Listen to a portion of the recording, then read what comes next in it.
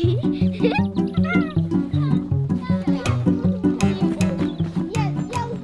zeleníde.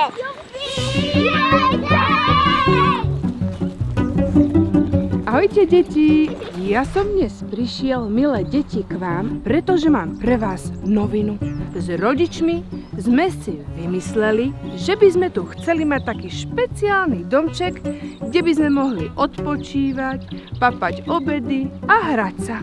Viete, aký domček mám na mysli? Neviem, ale viem dačo o ňom. Že jurta, že to má boky, má to na bokoch aj také hrany, že také. Je to taký cik-cik dom, jak okrúhly stan. A potom hore má to takú špičku a tam je taká vo vnútri palica.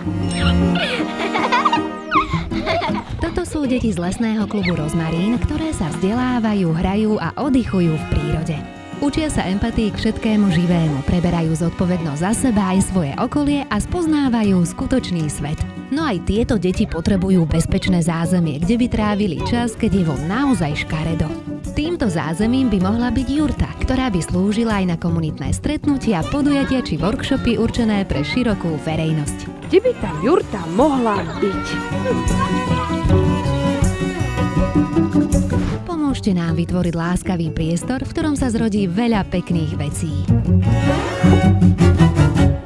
Ďakujeme.